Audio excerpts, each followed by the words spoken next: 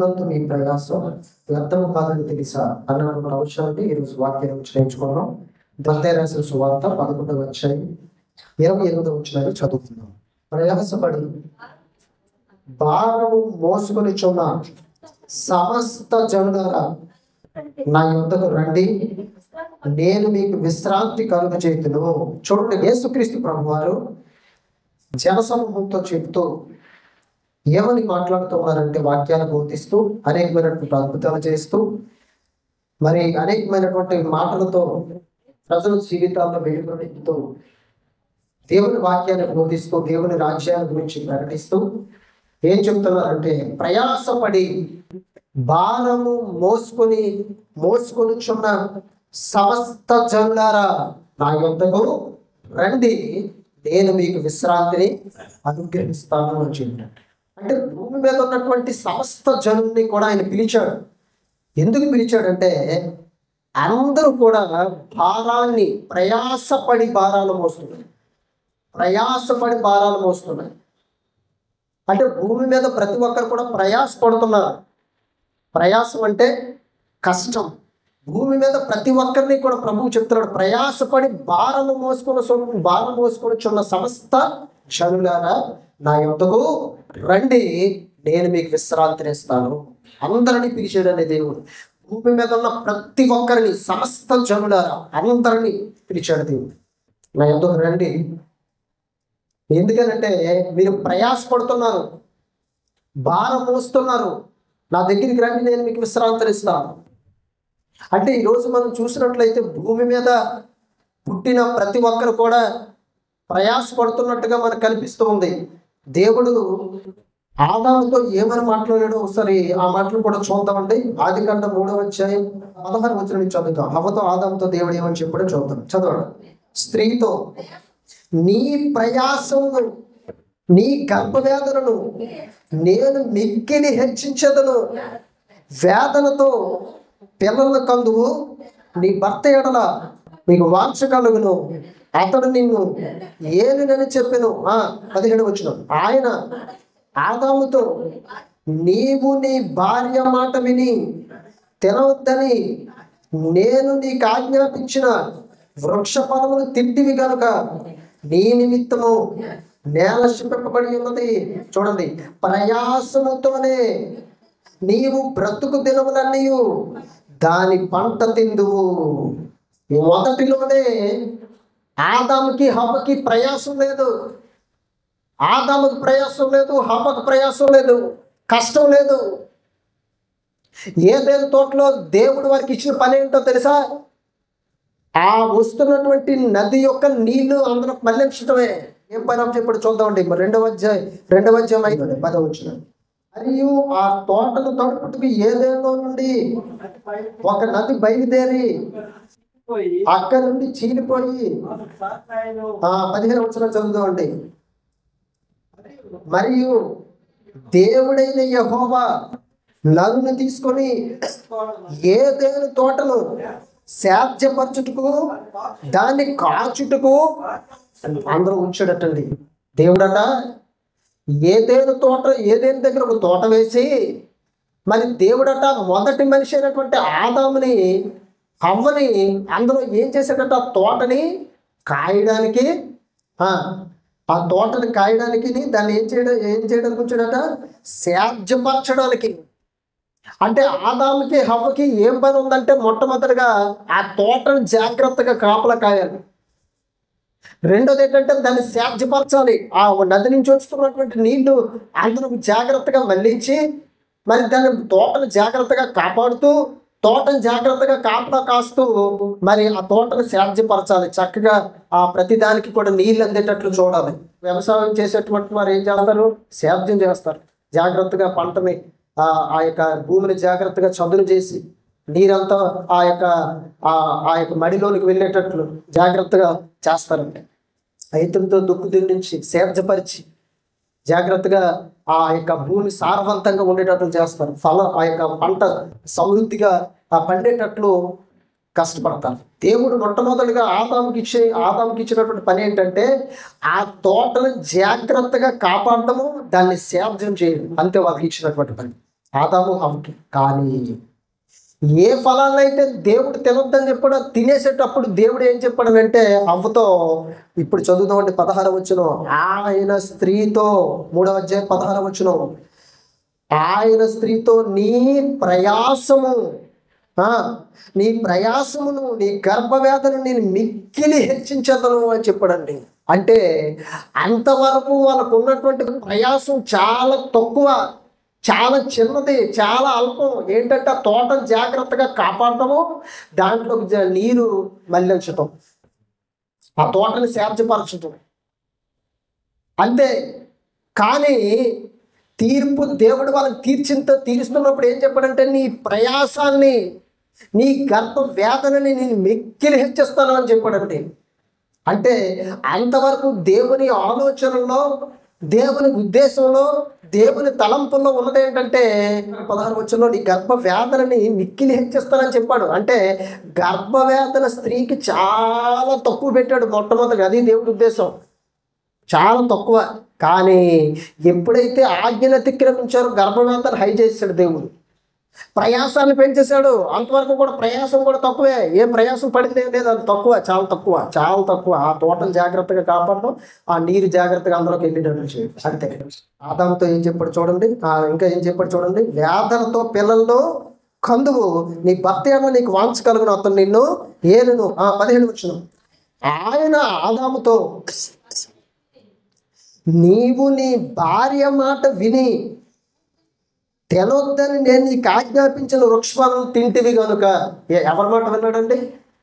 అంతవరకేమో దేవుడి మాట విన్నాడు, ఫలాలు తినలేదు, ఆ చెట్టు దగ్గరికి వెళ్ళలేదు, ఆ ఫలాలు తెంపుకోలేదు, ఆ ఫలాన్ని ఏ రోజు తినలేదు. కానీ సాతాను మాట వినలేదు. కానీ ఎవరి మాట విని ఫలాలు తినేసాడంటే భార్య మాట విని ఫలాలు తినేసాడండి. చూసారా సాతాను ఎంత తెలివిగా తినిపించాడా ఆదాముకి.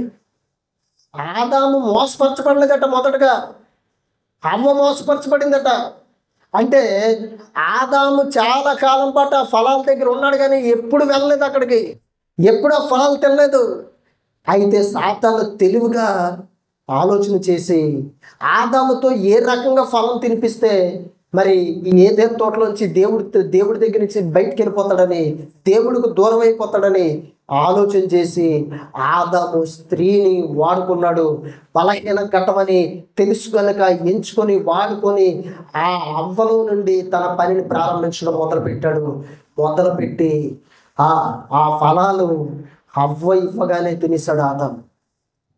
ఆమె వాటిలో కొన్ని తిని తనతో పాటు తన భర్తకి ఇవ్వగా అతను కూడా తినేశాడు. సో చూసారండి సాతాను ఎంత తెలివిగా ప్లాన్ చేశాడు, ఎంత తెలివిగా ప్లాన్ చేశాడు. డైరెక్టర్గా సాతాను పట్టుకెళ్ళి ఆదాముకి ఇవ్వలేదు.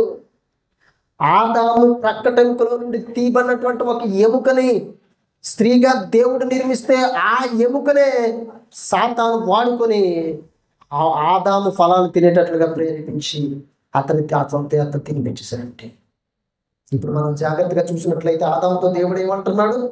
ఆయన ఆదాముతో నీవు నీ భార్య మాట విని తినొద్దని నేను నీకు ఆజ్ఞాపించిన వృక్ష ఫలమును తింటివి గనుక నీ నిమిత్తము నేల శపింపబడి ఉన్నది, ప్రయాసముతోనే నీవు నీ బ్రతుకు దినములన్నీ దాని పంట తిందువు.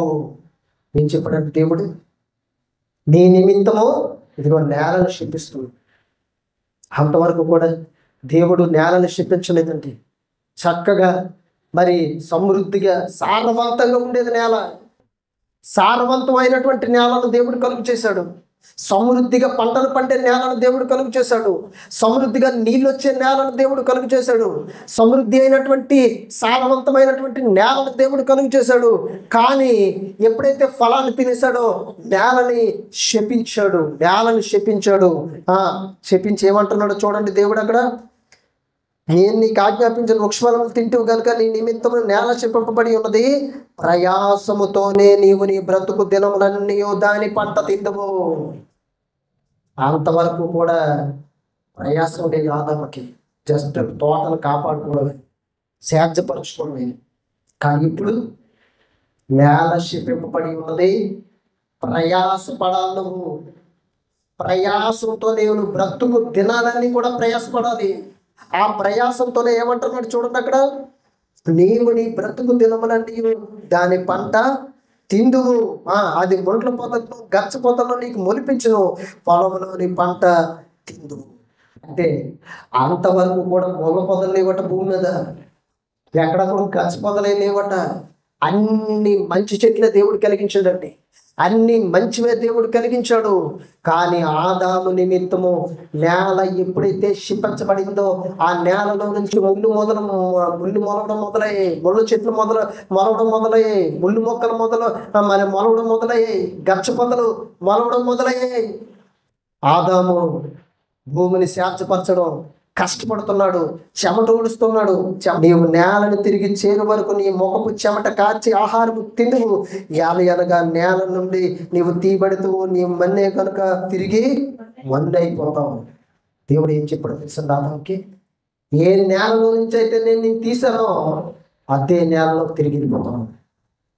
ఏ మట్టిలోంచి అయితే నేను తీసానో ఆ మట్టిలోకి తిరిగి వెళ్ళిపోతావు. ఇదిగో ప్రయాసంతోనే నువ్వు బ్రతుకు దినాలన్నీ కూడా నువ్వు పంట తింటావు. మనిషి ఆ రోజు నుంచి ప్రయాస పడ్డపోవడం పెట్టాడు. దేనికన్నా ప్రయాసం? నీవు నీ భార్య, ఆయన ఆదాముతో నీవు నీ భార్య మాట విని తినవద్దని నీకు ఆజ్ఞాపించిన వృక్షఫలమును తింటివి కనుక నీ నిమిత్తం నేల శుభ్రపడి ఉన్నది. ప్రయాసముతోనే నీవు బ్రతుకు దినములని దాని పంట తిందువు. అంటే ఆహారం కొరకు ప్రయాసం, తినడానికి ప్రయాసం, ఆహారం కొరకు ఆహారాన్ని సంపాదించుకోవడానికి ప్రయాసపడుతున్నాడు మనిషి. ఇంకా రెండో విషయం ఏంటంటే, హవ్వ పిల్లల కనడానికి ప్రయాసపడాలి. ప్రయాసం నీ యొక్క గర్భవ్యాధిని మిక్కిలి హెచ్చిస్తానని చెప్పాడు. అంటే ఆదాము ప్రయాసపడాలి, హవ్వ ప్రయాసపడాలి. మనుషులు ప్రయాసపడడం మొదలు పెట్టారు. దేని కొరకంటే బ్రతకడానికి, తినడానికి ప్రయాసపడడం మొదలు పెట్టారండి. ఆ రోజు నుంచి కూడా మనిషి నేటి వరకు ప్రయాసపడుతున్నాడు. బ్రతకడానికి, జీవించడానికి, ఆహారాన్ని సంపాదించుకోవడానికి, ఏదైనా సంపాదించడానికి ప్రయాసం, కష్టపడుతున్నాడు మనిషి. ప్రయాసం రెండు విషయాలు. ఒకటి, శరీరం కొరకు కష్టపడుతూ ఆహారం కొరకు ప్రయాసపడితే. రెండవది, మనిషి నీతిమంతుడిగా మారాలని ప్రయాసపడుతున్నాడు, పరిశుద్ధుడిగా మారాలని ప్రయాసపడుతున్నాడు, మంచివాడిగా మారాలని ప్రయాసపడుతున్నాడు, మంచిదానిగా మారాలని ప్రయాసపడుతున్నారు. ఈరోజు మనుషులు మనం చూసినట్లయితే గొప్పవారిగా, మంచివారిగా మారాలని ప్రయాసపడుతున్నారు. ఇంకా మనుషులు మనం చూసినట్లయితే బాగా ఏదైనా మంచి ఉద్యోగం సంపాదించాలని ప్రయాసపడేవారు ఉన్నారు. మరి చక్కగా ఏదైనా రంగంలో రాణించాలని ప్రయాసపడేవారు ఉన్నారు. ప్రతి దాని వెనుక ప్రయాసం ఉంది, కష్టం ఉంది. అందుకే నేను యేసుక్రీస్తు 2000 సంవత్సరాల కిందట వచ్చి ఏం చెప్పంటే, భారము మోసుకొని పోవచ్చున్న సమస్త జనులారా నా యొద్దకు రండి, నేను మీకు విశ్రాంతి ఇస్తాను. ఏంటి విశ్రాంతి? ఏ భారాన్ని తీసేయాలనుకుంటున్నాడు దేవుడు?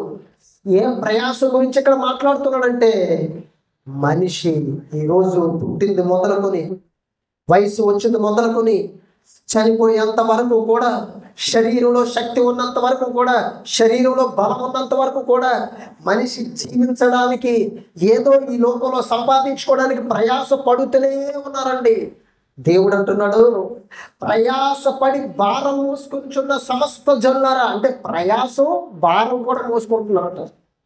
ప్రయాసం ఉంది, ఒక పక్క బరువు.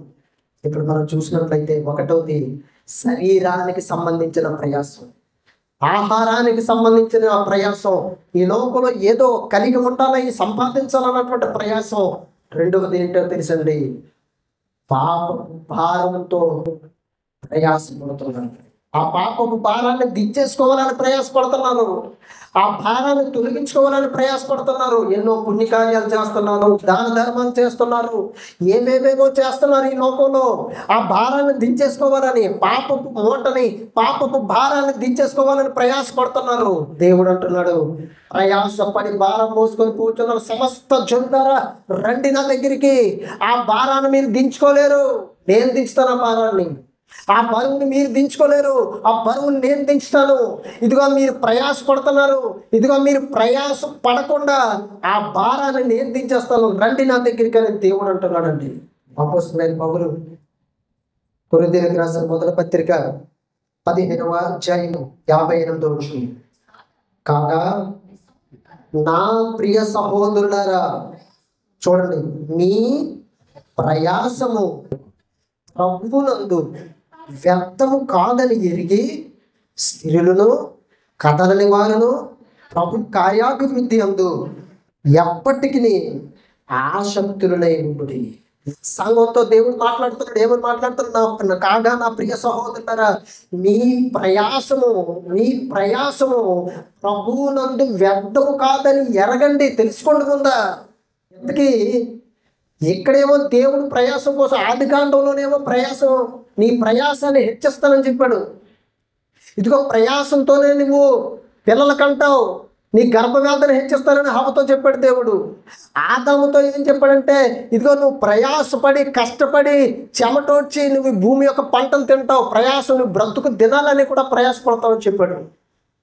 మత్తయి రాసిన సువార్తలో మనం చూసినట్లయితే ప్రభు ఏమని మాట్లాడుతున్నారంటే, ప్రయాసపడి భారము మోసుకొనిచున్న సమస్త జనులారా నా యొద్దకు రండి, నేను మీకు విశ్రాంతినిస్తానని చెప్పాడంట. ఇక్కడికి వచ్చేసరికి, కొరింథీ పత్రిక వచ్చేసరికి పౌలు ద్వారా దేవుడు ఏమని మాట్లాడుతున్నాడంటే సంఘంతో, కాగా నా ప్రియ సహోదరులారా, మీ ప్రయాసము ప్రభువునందు వ్యర్థము కాదని తెలుసుకోండి. అంటే నువ్వు దేవుణ్ణి నమ్ముకోవడం వల్ల నీకు వ్యర్థం ఉండదు. నువ్వు దేవుణ్ణి నమ్ముకోవడం బట్టి, ప్రభువునందు విశ్వాసం ఉంచడం బట్టి, నువ్వు బాప్తిసం తీసుకోవడం బట్టి, నువ్వు సంఘానికి రావడాన్ని బట్టి, నువ్వు ప్రార్థన చేయడాన్ని బట్టి, నువ్వు రక్షణ పొందుకోవడాన్ని బట్టి, నువ్వు సువార్తను ప్రకటించడాన్ని బట్టి నీ ప్రయాసం ప్రభువునందు వ్యర్థం కాదని నువ్వు తెలుసుకోవాలి. నీ ప్రయాసం ప్రభువునందు వ్యర్థం కాదండి. ఆదాము దేనికోసం ప్రయాసపడుతున్నాడు? ఆహారం కోసం. హవ్వ దేనికోసం ప్రయాసపడుతుంది? పిల్లల కండానికి, వ్యాధులతో పిల్లల కండానికి, ఆహారాన్ని సంపాదించుకోవడానికి. ఆదాము ఆహారాన్ని సంపాదించుకోవడానికి ప్రయాసపడుతుంటే భూమి మీద ఉన్నటువంటి మనుషులందరూ కూడా ఊహ వచ్చింది మొదలు, మరి వారికి బలము వచ్చింది మొదలు, మరి వారు జీవించడానికి, తినడానికి, త్రాగటానికి, భూమి మీద జీవించడానికి ప్రయాసపడుతుంటే, ఏదో ఈ భూమి మీద కలిగి ఉండడానికి, ఏదో ఈ భూమి మీదని సంపాదించడానికి ప్రయాసపడుతుంటే, మరి కొంతమంది ఏం చేస్తున్నారంటే భారంతో ప్రయాసపడుతున్నారండి. ఆ భారాన్ని దించుకోవడానికి ప్రయాసపడుతున్నారు, ఆ భారాన్ని తగ్గించుకోవడానికి ప్రయాసపడుతున్నారు. దేవుడు అంటున్నాడు, ప్రయాసపడి భారం మోసుకొని సమస్త జనులారా నా దగ్గరికి రండి, నా దగ్గరికి, ఇదిగో నేను మీకు విశ్రాంతిని ఇస్తానని చెప్పండి. విశ్రాంతిని ఇస్తాను, ఆ భారాన్ని నేను దించేస్తాను. మీరు అంత కష్టపడాల్సిన అవసరం లేదు, మీరు అంత ప్రయాసపడిపోవాల్సిన అవసరం లేదు. రండి నా దగ్గరికి. ప్రభు దగ్గరికి వచ్చిన తర్వాత ఏం చేయాలో తెలుసా? సంఘంలోకి వచ్చిన తర్వాత ఏం చేయాలో తెలుసా? ఎంతవరకు మనిషి ఆహారం కోసం ప్రయాసపడడం మనం చూసాం, పిల్లల కండానికి ప్రయాసపడడం మనం చూసాం, భూమి మీద జీవించడానికి ప్రయాసపడడం మనం చూసాం. ఆదాము హవ్వలో నుండి మనుషులను పాపం వచ్చినప్పుడు ఆ పాప భారాన్ని దించుకోవడానికి ఆనాటి నుంచి నేటి వరకు మరి ఎంతోమంది భారంతో ప్రయాసపడుతున్నారు, పాపపు భారంతో ప్రయాసపడుతున్నారు. ఆ భారాన్ని దించుకోవడానికి ఎన్నో కార్యాలు చేస్తున్నారు. మరి అది కూడా మనం చూసాం. ప్రభు దగ్గరికి వచ్చిన తర్వాత ప్రభు ఏం చేశాడో తెలుసా? ఆ పాపపు భారాన్ని దించేశాడు. బాప్తిస్మలో ఏం చేశాడండి? ఆ పాపపు భారాన్ని దించేశాడు. ప్రయాసపడి భారం మోసుకుంటున్నాం అంతవరకు, కానీ ప్రభు దగ్గరికి వచ్చి ఆయన నామం ముందు విశ్వాసం ఉంచి బాప్తిసం తీసుకొని రక్షణ పొందుకొని క్రీస్తు రక్తం చేత కడగబడి మారు మనసు పొంది బాప్తిసం ద్వారా క్రీస్తు రక్తం చేత కడగబడి వాక్యాన్ని అవలంబించి వాక్యాన్ని వింటూ ప్రభు నందు స్థిరంగా ఎదుగుతూ విశ్వాసంలో స్థిరంగా ఎదుగుతూ మరి నీ రక్షణ జీవితాన్ని నువ్వు కొనసాగిస్తున్నప్పుడు నువ్వు క్రైస్తవుడైనందుకు ఇప్పుడు ఏం చేయాలో తెలుసా? ప్రయాసపడాలి. అదేంటంటే అంతవరకు ఆదాము ప్రయాసం, హవ్వ ప్రయాసం, మనుషులందరూ పాపపు భారంతో ప్రయాసం. మరి ఇప్పుడు సంఘంలోనికి వచ్చినటువంటి నీవు ప్రయాసపడాలి. ఆ ప్రయాసం ప్రభువునందు నీ ప్రయాసం ఏం కాదని నువ్వు తెలుసుకోవాలి, వ్యర్థం కాదు. ఆహారం కోసం కష్టపడితే, ఆహారం కోసం నువ్వు ప్రయాసపడితే అది వ్యర్థం. ఈ భూమి మీద ఏదో కలిగి ఉండడానికి నువ్వు ప్రయాసపడితే వ్యర్థం. ఈ భూమి మీద దేన్నో కలిగి ఉండడానికి, ఏదో తెచ్చుకోవడానికో, ఏదో కలిగి ఉండడానికి, ఏదో సంపాదించుకోవడానికో ప్రయాసపడితే అది వ్యర్థం. ఈ భూమి మీద పాపపు భారంతో భారాన్ని మోసుకొని వెళ్ళిపోవడం వ్యర్థం. ఆ భారాన్ని మోస్తూ నువ్వు నడవడం వ్యర్థం. కానీ ప్రభువు దగ్గరికి వచ్చిన తర్వాత నువ్వు ప్రయాస పడితే ఆ ప్రయాసం ఏం కాదో తెలుసా? వ్యర్థము కాదు. ప్రభువు కోసం నువ్వు కష్టపడితే, ప్రభువు కోసం నువ్వు శ్రమ పడితే, ప్రభువు కోసం నువ్వు ప్రయాస పడితే ఆ ప్రయాసం, ఆ కష్టం, ఆ భారం వ్యర్థం కాదని దేవుడు మాట్లాడుతున్నాడండి. చూడండి ఒకసారి కొరింథీ పత్రికలో మాట చదువుతామండి, 15వ అధ్యాయం 58వ వచనం. కాగా నా ప్రియ సహోదరులారా, మీ ప్రయాసము ప్రభువునందు వ్యర్థము కాదని మీరు ఎరగాలి, తెలుసుకోవాలి అంటున్నాడండి. అంటే క్రీస్తు దగ్గరికి వచ్చావు, మారు మనసు పొందావు, రక్షణ పొందుకున్నావు, క్రీస్తు రక్తం చేత కడగబడిన నీవు ఏం చేయాలి అని అంటే, ఇంతవరకు లోకం కోసం ప్రయాసపడ్డవేమో, లోకాసుల కోసం ప్రయాసపడ్డవేమో, జీవ కుటుంబం కోసం ప్రయాసపడ్డవేమో, శరీరాశల కోసం ప్రయాసపడ్డవేమో, ఈ లోకంలో ఏదో కలిగి ఉండడానికి ప్రయాసపడ్డవేమో. కానీ ప్రభువు దగ్గరికి వచ్చిన తర్వాత నువ్వు ప్రభువునందు ప్రయాసపడాలి. ప్రభువునందు నువ్వు ప్రయాసపడితే ఆ ప్రయాసం, ఆ కష్టం వ్యర్థం కాదండి. అంతకీ ప్రభువునందు ప్రయాసం ఏంటండి? ప్రభువునందు ప్రయాసం వ్యర్థం కాదని చెప్తున్నాడు దేవుడు. ఇంతకీ ప్రభువునందు ఏ విధంగా ప్రయాసపడాలి నువ్వు? ప్రభువునందు ఏ విధంగా ప్రయాసపడితే నీ ప్రయాసం వ్యర్థం కాదు అంటే, ప్రభు దగ్గరికి వచ్చినటువంటి నీవు ప్రార్థన యందు ప్రయాసపడాలి, వాక్యం యందు ప్రయాసపడాలి, సువార్త ప్రకటించడం యందు ప్రయాసపడాలి, ప్రభువునందు శ్రమ పొందుటి యందు ప్రయాసపడాలి. అర్థమవుతుందండి? ప్రార్థన యందు, వాక్యం యందు, ఏమండి, సువార్త ప్రకటించటం యందు, ప్రభువునందు శ్రమ పడుట యందు, ఏమండి, ఇంకా ప్రభు యొక్క కార్యాలు యందు ప్రయాసపడాలి. పౌలు ఏ విధంగా ప్రయాసపడాలి ఒకసారి చూద్దామండి. కొరింథీయులకు రాసిన 2వ పత్రిక 11:23 వచనం నుంచి, వారు క్రీస్తు పరిచారకుల వెర్రివాని వలె మాట్లాడుచున్నాను, నేను మరీ ఎక్కువగా క్రీస్తు పరిచారకులను, చూడండి బాగా చూడాలి అన్నమాట, మరీ విశేషముగా ప్రయాసపడితిని, అనేక పర్యాయములు చెరసాల్లో ఉంటిని, అపరిమితముగా దెబ్బలు తింటిని, అనేక మార్లు ప్రాణాపాయంలో ఉంటిని. ఏ విధంగా చెప్తున్నాడు చూడండి పౌలు. దేవుని కోసం అట, ప్రభువు కోసం అట ప్రయాసపడ్డాడటండి. ఎంతకు మనం ఇందాక వాక్య భాగంలో చదవబడి వాక్య భాగంలో మనం నేర్చుకున్నాం. అప్పుడు దేనికోసం ప్రయాసపడ్డాడో తెలుసా? సంఘాన్ని హింసించడానికి, సంఘంలో ఉన్న వాళ్ళని కొట్టడానికి, క్రీస్తుని ఎవరైనా అంగీకరిస్తే తీసుకెళ్ళి చెరసాల్లో వేయడానికి, పురుషుల్ని స్త్రీని లాక్కెళ్ళడానికి, ఎవరైనా చంపేయడానికి, ఆ దమస్కులో ఉన్నటువంటి వాళ్ళని కూడా బంధించి తీసుకెళ్ళి రావడానికి, పత్రికలు ఏమో అడగడానికి, అధికారపూర్వకమైనటువంటి పత్రికలు అడగడానికి ఆ ప్రధాన యాజకుడి దగ్గరికి వెళ్ళాడు. అప్పుడు దానికోసం ప్రయాసపడ్డాడు. కానీ ప్రభు మాట్లాడిన తర్వాత, ప్రభు అతను హృదయాన్ని తెరిచిన తర్వాత, అతనిలో మార్పు వచ్చిన తర్వాత, రక్షణ పొందుకున్న తర్వాత, మారు మనసు పొందుకున్న తర్వాత, క్రీస్తు అతనితో మాట్లాడిన తర్వాత, అతని జీవితం మారిన తర్వాత, క్రీస్తు రక్తం చేత కడగబడిన తర్వాత దేనికోసం ప్రయాసపడుతున్నాడో తెలుసా? ఇక్కడ అంటున్నాడు చూడండి 23వ వచనంలో, క్రీస్తు పరిచారకులారని వెర్రివాని వలె మాట్లాడుచున్నాను, నేను మరీ ఎక్కువగా క్రీస్తు పరిచారకులను, మరీ విశేషముగా ప్రయాసపడితేనే. ఎంతకు మునుపు లోకం కోసం, మనుషుల మెప్పు కోసం, ఎంతకు మునుపు ఏదో సాధించాలని లోకాశల కోసం ప్రయాసపడ్డాను. కానీ ఇప్పుడైతే క్రీస్తు కోసం ప్రయాసపడుతున్నాను. మరీ ఎక్కువగా ప్రయాసపడితేనే అనేక పర్యాయములు చెరసాలు. ఎంతకుముందు ఏం చేశాడు చదువుకున్న వాక్య భాగంలో మనం ఇందాక, అనేక మందిని సంఘం అంతటిని కొట్టి హింసించి అనేక మందిని లాక్కెళ్ళి చెరసాల్లో వేస్తాడు. కానీ ఇప్పుడు పౌలే చెరసాల్లోకి వెళ్ళిపోయింది. ప్రభువు నందు ఎంత ప్రయాసపడుతున్నాడో చూసారా? ప్రభువు నందు ఎంత కష్టపడుతున్నాడో చూసారా? ఎంతకు లోకం కోసం కష్టపడ్డాడు, ఎంతకుముందు యూదుల కోసం కష్టపడ్డాడు, యూద మతం కోసం కష్టపడ్డాడు, ఈ ప్రధాన యాజకుల కోసం కష్టపడ్డాడు, ఏదో గొప్ప కోసం కష్టపడ్డాడు, పేరు కోసం, ప్రఖ్యాతుల కోసం కష్టపడ్డాడు. కానీ ఇప్పుడేమో క్రీస్తు రక్తం చేత కడగబడిన తర్వాత, అదే పౌలుగా మారిన తర్వాత ఏం చేశాడో తెలుసా? చెరసాలలోనికి వెళ్ళిపోయాడు. అనేక సార్లు దేనికి? సువార్త ప్రకటించినందుకు, వాక్యాన్ని బోధించినందుకు, ప్రభువు గురించి చెప్పినందుకు, దేవుని మాటలు చెప్పినందుకు చెరసాల్లోకి పౌలుగా మారిన తర్వాత వెళ్ళిపోయాడు. అని ఇంకా ఉంటాడు చదువుతుంది. అపరిమిత లెక్కలేని దెబ్బలు తినడటండి. దేనికోసం? పౌలు ఏమైనా దొంగతనం చేసాడా? ఎవరైనా కుట్టాడా? హింసించాడా? ఇది దానికోసం కాదండి. వాక్యాన్ని బోధించినందుకు, సువార్తల గురించి ప్రకటించి, ఎంతకుముందు అనేక మందిని కొట్టాడు పౌలు. ఎంతకుముందు చెరసాలకి మరి పురుషుల్ని స్త్రీలను తేడా లేకుండా ఈడ్చికెళ్ళిపోయేవాడు. కానీ ఇప్పుడు క్రీస్తు నిమిత్తం చెరసాల్లోకి వెళ్ళాడు. క్రీస్తు నిమిత్తం అపరిమితముగా దెబ్బతిన్నాడటండి. అనేక మార్లు ప్రాణాపాయంలో ఉంటిని. యూదుల చేత 5 మార్లు, ఒకటి తక్కువ 40 దెబ్బలు తింటిని. 3 సార్లు బెత్తాలతో కొట్టబడితిని, ఒకసారి రాళ్లతో కొట్టబడితిని, 3 సార్లు ఓడ పగిలి శ్రమ పడితిని, ఒక రాత్రి పగళ్ళు సముద్రంలో గడిపితిని.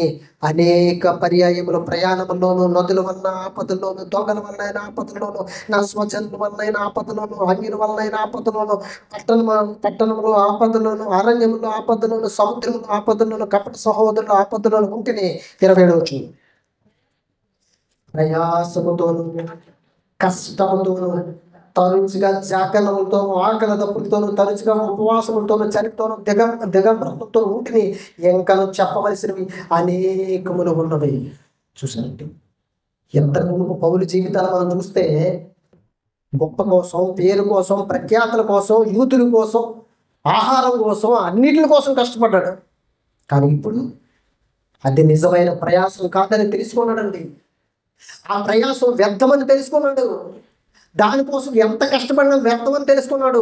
ప్రభు అతనితో మాట్లాడ, తన హృదయాన్ని తెరిచిన తర్వాత, మారు మనసు వచ్చిన తర్వాత, క్రీస్తు రక్తం చేత కడగబడి రక్షణ పొందుకున్న తర్వాత, ఓహో నేను ఇప్పుడు ప్రయాసపడవలసింది దానికోసం కాదు, నా ప్రభు కోసం ప్రయాసపడాలి, సువార్త నిమిత్తం ప్రయాసపడాలి, ఆత్మల రక్షణ కొరకు ప్రయాసపడాలి, అనేక మంది కొరకు భారంగా ప్రార్థన చేయడానికి నేను ప్రయాసపడాలి, అనేక మందికి సువార్తను ప్రకటించడానికి ప్రయాసపడాలి, ప్రభు కోసం నేను కష్టపడాలి, ప్రభు కోసం శ్రమ పడాలి, ప్రభు కోసం ప్రయాసపడాలని ప్రభు కోసం ప్రయాసపడ్డాడండి. ఎన్నో విషయాలు చెప్పాడండి. ప్రయాసపడి తరచుగా జాగరణలతోనూ, ఆకలి దప్పులతోనూ, ఉపవాసాలతోనూ, ఇంకా దిగంబరత్వంతోనూ, బట్టలు కొనిసారు లేవట పౌలకి. చెప్పవలసిన ఇంకా అనేక ఉన్నాయట, బోర్డన్ని. ఇవన్నీ కూడా ఏమనుకుంటున్నారు? నిమిత్తం ప్రయాసపడ్డాడు, ఆత్మలు సంపాదించడానికి ప్రయాసపడ్డాడు, అనేక మందిని దేవుని రాజ్యంలోకి నడిపించడానికి ప్రయాసపడ్డాడు. ఈరోజు ప్రభువునందు నీ ప్రయాసం ఎంత ఉంది? ప్రభువునందు నీ ప్రయాసం ఎంత శాతం ఉందండి? ప్రభువునందు ఎంతవరకు కష్టపడగలుగుతున్నాం? ప్రభువునందు ఎంతవరకు తాపత్రయపడగలుగుతున్నాం? ఈరోజు మనం చూసినట్లయితే ప్రయాసం అంటే ఏంటో తెలుసా? ప్రయాసపడడం అంటే ఏంటో తెలుసా? ప్రార్థన జరుగుతుంది అనుకోండి, ఆదివారం గృహ కూడిక, స్త్రీల కూడిక, లేదా సంఘానికి సంబంధించినటువంటి ఏదైనా దేవుని పని జరుగుతున్నప్పుడు నీ ప్రయాసం ఎంత ఉంది? ప్రభు పనిలో నీ ప్రయాసం ఎంత ఉంది? నీ కష్టం ఎంత ఉంది? ప్రభు పనిలో అర్థమవుతుందండి. ప్రభు పనిలో నీ ప్రయాసం, నీ కష్టం ఎంత ఉంది? ప్రార్థన యందు ఎంతవరకు ప్రయాసం? వాక్యం వినటం యందు ఎంతవరకు ప్రయాసపడుతున్నాం? అనేకరి కొరకు భారం కలిగి ప్రార్థన చేయడానికి ఎంతమంది ప్రయాసపడుతున్నారు? కనీసం నెలలో ఒక్కరికైనా దేవుని మాట చెప్పడానికి, సువార్తను చెప్పడానికి, పర్సనల్గా దేవుని మాటలు చెప్పడానికి, వ్యక్తిగత సువార్త ప్రకటించడానికి ఎంతమంది ప్రయాసపడుతున్నారు? అసలు ప్రభు కోసం ప్రయాసపడుతున్నావా? నీ పర్సంటేజ్ ఎంత ఉంది? అప్పుడు దేవుడు రాజుకి ఒక రాత కనిపించిందటండి. అందరిని పిలిపిస్తున్నాడట. ఏటి బాబు దాని అర్థం ఏంటో నాకు తెలియట్లేదు, అది ఏంటి చూడండి అంటే, మంచి మంచి జ్ఞానం కలిగిన వాళ్ళు, పాండిత్యం కలిగిన వాళ్ళు, ఏమండి అందరూ వస్తున్నారట, కానీ దాని భావం చెప్పలేకపోతున్నారట. అప్పుడు దాన్ని పిలిపించారటండి. అయ్యా ఏంటిది దీని భావం ఏంటంటే, బేనే టెకిల్ భాష్యం అని చెప్పినట్టు. అంటే దాని అర్థం ఏంటంటే, దేవుడు నిన్ను త్రాసులు తీయగా నువ్వు తక్కువైపోయావు చెప్పాడట. ఈరోజు ప్రభువునందు నీ ప్రయాసం నీ ఆరోగ్యం కోసం ప్రయాసం, కుటుంబం కొరకు ప్రయాసం, పిల్లల కొరకు ప్రయాసం, పని కొరకు ప్రయాసం, మన ప్రతి అవసరం కోసం ప్రయాసపడుతున్నావే. ఈరోజు ప్రభు కోసం నీ ప్రయాసం ఎంతో ఒకసారి ఆలోచన చేసావా? ప్రభు కోసం ప్రయాసపడుతున్నావా? అసలు ప్రభు కోసం కష్టపడుతున్నావా? ప్రభు కోసం ప్రయాసం ఉందా అసలు నీ జీవితంలో? నువ్వు ప్రయాస పడితేనే నీ ప్రయాసం వ్యర్థం కాదు.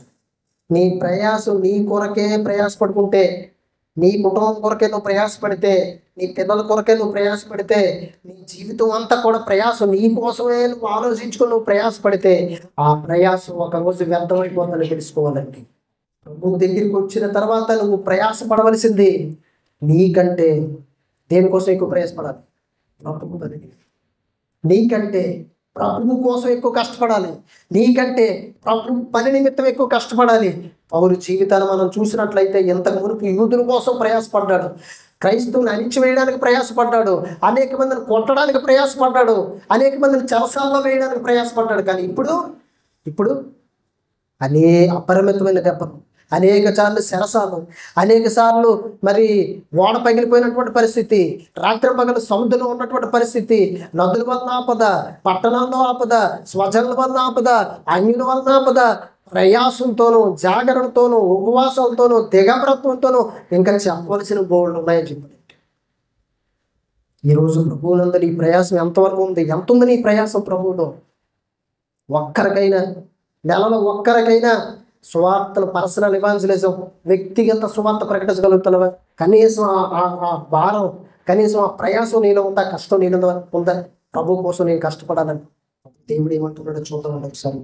కొరింథీయులకు రాసిన మొదటి పత్రిక 15:58 కాగా నా ప్రియ సహోదరులారా, మీ ప్రయాసము ప్రభువునందు వ్యర్థము కాదని ఎరిగి. ఎలాగుండాలట? క్రైస్తవ్యంలోకి వచ్చిన తర్వాత, రక్షణ మారు మనసు పొందుకొని సంఘంలో చేర్చబడిన తర్వాత నువ్వు ఎలా ఉండాలి? స్థిరత్వంగా ఉండాలి, విశ్వాసంలో స్థిరత్వంగా ఉండాలి, ప్రార్థన యందు స్థిరత్వంగా ఉండాలి, భక్తిలో స్థిరంగా ఉండాలి, ప్రేమలో స్థిరంగా ఉండాలి, దేవునిలో స్థిరంగా ఉండాలి. అస్థిరత్వం ఉండకూడదు, అస్థిరత్వం ఉండకూడదండి. స్థిరంగా నిలబడాలి. రెండవది కదల నివారణ. అంటే కదలడం అంటే ఎప్పుడు ప్రభువులను జీవించినంతకాలం ప్రభువులో ఉండాలి, కదలకుండా. ప్రభువు కార్యాభివృద్ధి యందు ఎప్పటికీ ఆసక్తులై ఉండాలి. దేవుని కార్యాలంటే, ప్రభు కార్యం అంటే, దేవుని పని అంటే, దేవుని కూటం అంటే, దేవుని ప్రార్థన అంటే, దేవుని సహవాసం అంటే, దేవునికి సంబంధించిందంటే నువ్వు కనిపించాలి. నీవు ఉండాలి అక్కడ. నువ్వు కనిపించాలి. ప్రభువు కార్యాలయందు, కార్యాభివృద్ధి యందు ఎప్పటికీ ఆసక్తి ఉండాలి నీకు. ఎప్పుడో రక్షణ పొందిన మొదట్లో ఆసక్తి ఉండడం కాదు. ఎప్పుడో నువ్వు రక్షణ పొందుకున్న తొలి దినాల్లో అన్ని కలిగి ప్రార్థన యందు, వాక్యం యందు, విశ్వాసం యందు ఆసక్తి కలిగి ఉండడం కాదు. ఎప్పటికీ నువ్వు చనిపోయే అంతవరకు కూడా ఆసక్తి ఉండాలి నీలో. మధ్యలో ఆసక్తి వదిలేయకూడదు. అప్పుడే నీ ప్రయాసం వ్యర్థం కాదు. ప్రభువు ఆలోచన చేయాలండి. ప్రభు కోసం నేను ఏం ప్రయాసపడుతున్నాను అసలు? ప్రభు కోసం ఏం కష్టపడుతున్నాను అసలు? ఒకరి కోసమైనా ప్రార్థన చేయగలుగుతున్నానా? ఒక్కరికైనా సువార్త ప్రకటించగలుగుతున్నానా? మరి ఏ విషయంలోనైనా ప్రభు కార్యాభివృద్ధి యందు ఏదైనా నా వంతు నేను కష్టపడగలుగుతున్నానా అని ఆలోచన చేయాలి. ప్రభువునందు ప్రయాసపడితే ఒకరోజు నీ ప్రయాసం ఏమైపోతావు? వ్యర్థమైపోతుంది. 50 చదువుతుంది అదే అధ్యాయంలో. సహోదరులారా, నేను చెప్పింది ఏమనగా, రక్త మాంసములు దేవుని రాజ్యాన్ని స్వతంత్రించుకోనేరవు. నువ్వు శరీరం కోసం, నీ దేహం కోసం, నీ జీవితం కోసం నువ్వు కష్టపడితే ఇవి దేవుని రాజ్యంలో ప్రవేశించు. వీటి కోసం కాదు నువ్వు ప్రయాసపడవలసింది. అక్షయతను స్వతంత్రించుకున్నదు. ఇదిగో మీకు ఒక మర్మను తెలుపుచున్నాను, మనమందరము నిద్రించము గాని నిమిషములో ఒక రెప్పపాటున కాలం పూరం రోగగానే మనం అందరము మార్పు పొందుతాము. అంటే పౌలు చెప్తున్నాడు, ఆ కాలానికి బ్రతుకున్నటువంటి వారి కోసం చెప్తున్నాడు. అంటే ప్రభు రాకడలో బ్రతుకున్నటువంటి వారి కోసం చెప్తున్నాడు. పూరం రోగును అప్పుడు మృతులు అక్షయులుగా లేకపోవడం, మనము మార్పు పొందుతాము. క్షయమైన ఈ శరీరము అక్షయతను ధరించుకోవలసి ఉన్నది, మత్స్యమైన ఈ శరీరము అమర్త్యతను ధరించుకోవలసి ఉన్నది.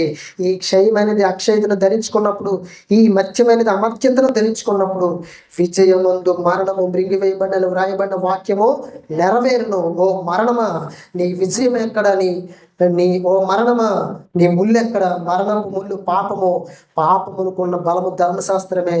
ఆయనను మన ప్రభు అయిన యేసుక్రీస్తు మూలముగా జయము అనుగ్రహించుచున్న దేవునికి స్తోత్రము కలుగును అని చెప్పాడండి. ఎందుకీ రక్షణ పొందుకొని ప్రభువునందు ప్రయాసపడితే నీ శరీరం కోసం మాత్రమే కాకుండా, నీ జీవితం కోసం మాత్రమే కాకుండా, నీకున్న అవసరాల కొరకు మాత్రమే నువ్వు ప్రయాసపడకుండా, వాటికి మించి నువ్వు ప్రభు కోసం ప్రయాసపడితే ఎప్పటికీ విశ్వాసంలో, ప్రేమలో, భక్తిలో, ఆసక్తిలో, మరి ప్రతి దానిలో ప్రభువునందు నువ్వు స్థిరంగా ఉంటే, కదలకుండా ఉంటే, ప్రభు కార్యాలయందు నువ్వు ఎప్పటికీ ఆసక్తి కలిగి ఉంటే ప్రభువునందు నీ ప్రయాసము వ్యర్థము కాదు. అంటే ఆదివారం నుంచి నువ్వు ఆరాధన చేస్తున్నావు, అదొక ప్రయాసం అనుకోండి. సువార్త ప్రకటిస్తున్నావు, ఒక ప్రయాసం అనుకోండి. అనేకుల కొరకు భారం కలిగి ప్రార్థన చేస్తున్నావు, అదొక ప్రయాసం అనుకోండి. స్త్రీల కొడుకులకు వెళ్తున్నావు, గృహ కొడుకులకు వస్తున్నావు, ప్రయాసం అనుకోండి.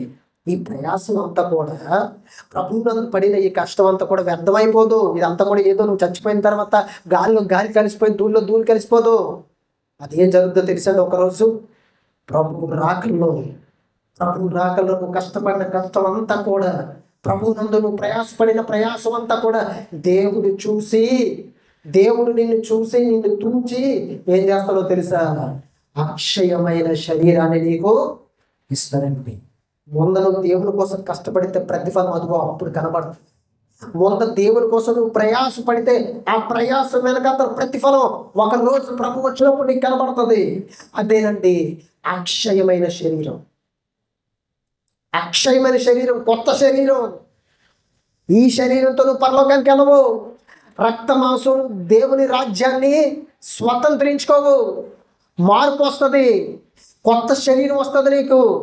అమర్చత మరి నీకు మర్చమైనటువంటి శరీరం పోయి అక్షయమైనటువంటి అమర్చమైనటువంటి శరీరం నిన్ను ధరించుకుంటావు. ధరించుకొని ఒకరోజు ప్రభువునందు నువ్వు కష్టపడ్డావు కనుక, ప్రయాసపడ్డావు కనుక ఆ ప్రయాసం నిన్ను పరలోకానికి చేరుస్తుంది. ఆ ప్రయాసం నీకు అక్షయమైన శరీరాన్ని ధరింపచేస్తుంది. ఈ భూమి మీద శరీర విషయాల కోసం నువ్వు కష్టపడినప్పుడు ఒక రోజు ఎలాగైతే ప్రతిఫలాన్ని చూసావో, ప్రభువునందు నువ్వు ప్రయాసపడితే, ప్రభువునందు నువ్వు కష్టపడితే ఒక రోజు నువ్వు ఒక గొప్ప ప్రతిఫలాన్ని చూస్తావు. అదే నీ ప్రయాసం వ్యర్థం కాని రోజు. అదే ఆ రోజు ఏంటంటే నీకు ప్రతిఫలం కనిపించే రోజు ఒకటి ఉంది. ఆ రోజే ప్రభువు రాకడ తీర్పు దినం. ఆ రోజు నువ్వు అక్షయమైన శరీరాన్ని ధరించుకొని ప్రభువుతో పాటు పరలోకానికి వెళ్ళిపోతావు. అప్పుడు నువ్వు అనుకుంటావు, నిజం, ఇన్ని సంవత్సరాలు, ఇన్ని రోజులు భూమి మీద నేను పడిన కష్టం వ్యర్థమైపోతుంది. నేను ఒక రైతు ఉన్నాడు, పొలాన్ని చక్కగా దున్ని నీరు పెట్టి ఎరువు వేసి చక్కగా వాటిలో ఆ పంటకు సంబంధించినటువంటి ప్రతి దాన్ని నాటి కష్టపడి దానికి దొంగలు వేసి కాపలా కాసి రాత్రి పగల్లో ఉంటూ జాగ్రత్తగా చూసుకుంటూ కష్టపడుతూ ప్రయాసపడితే కొన్ని నెలలకి, కొన్ని వారాలకి ఏం జరుగుతుందో తెలుసా? మొక్కలు ఎదిగి ఫలించి విత్తనాలు ఇచ్చి రైతు యొక్క కష్టానికి ఆ రోజు ప్రతిఫలం కనిపిస్తుందండి. 5 కష్టాలు పడ్డాయి. ఈ రోజు నువ్వు ప్రభువునందు కష్టపడితే, ప్రభు కోసం నువ్వు కష్టపడితే, ఒక రోజు నువ్వు ప్రభు వచ్చేటప్పుడు, కొత్త శరీరం నీకు వచ్చినప్పుడు అప్పుడు అర్థమవుతుంది నీకు ప్రతిఫలం. ప్రభుతో పాటు పరలోకానికి మేఘాల మీద వెళ్ళిపోతుంటే అప్పుడు అర్థమవుతుంది నీకు ప్రతిఫలం. అప్పుడు అర్థమవుతుంది ప్రభువునందు భూమి మీద కష్టపడబట్టే కదా, ప్రభువునందు భూమి మీద ప్రయాసపడబట్టే కదా ఈరోజు ప్రభువుతో పాటు పరలోకానికి వెళ్ళిపోతున్నాను. అయ్యో, నాతో పాటు నా సహోదరులు ఎంతో మంది కష్టపడక భూమి మీద ఉండిపోయారే. అయ్యో, నాతో పాటు నా సంఘస్థులు ఎంతో మంది ప్రయాసపడక భూమి మీద ఉండిపోయారే. అయ్యో, నా కుటుంబీకులు భూమి మీద ఉండిపోయారు, నా స్నేహితులు భూమి మీద ఉండిపోయారు, అయ్యో నాకు సంబంధించినటువంటి రక్త సంబంధికులు భూమి మీద ఉండిపోయారు అని ఆ రోజు నీకు అర్థమైపోతుంది. ఆ రోజు నీకు అర్థమైపోతుంది. భూమి మీద దేవుని కోసం నువ్వు ప్రయాసపడితే ఒక రోజు దాని ప్రతిఫలాన్ని చూస్తావు. ప్రభువునందు నీ ప్రయాసం వ్యర్థము కాదు అన్న సంగతి తెలుసుకోవాలి. నువ్వు దేవుని ఆరాధన చేసి, ప్రార్థన చేసి, స్తుతించి, సువార్త ప్రకటించి, కూటాలకు వెళ్ళి, ఆదివారం వచ్చి, స్త్రీల కొడుకులకు వచ్చి సువార్తను ప్రకటిస్తూ భారం కలిగి ప్రార్థిస్తున్నామంటే ఇదంతా ప్రయాసం ప్రభువు కొరకు. ఈ ప్రయాసం వ్యర్థమైపోతావు. నీ ప్రయాసం వ్యర్థమైపోతుందంటే అన్యజనులకి ప్రయాసం అంటే లోక సంబంధమైన ప్రయాసమే, వాళ్ళకి శరీర సంబంధమైనటువంటి ప్రయాసమే, శరీర కోరికలకు సంబంధించినటువంటి ప్రయాసమే, ఈ భూమి మీద ఏదో కలిగి ఉండాలనే ప్రయాసమే. కానీ నువ్వు అలా కాదు, పరలోకాన్ని సంపాదించుకోవాలని, ప్రభువుని సంపాదించుకోవాలని ప్రయాసపడాలి. భూమి మీద ఉన్నప్పుడే ఆ ప్రయాసం నేను ఒకరోజు వ్యర్థం చేయదు, ఆ ప్రయాసం నేను పరలోకానికి చేయిస్తుంది.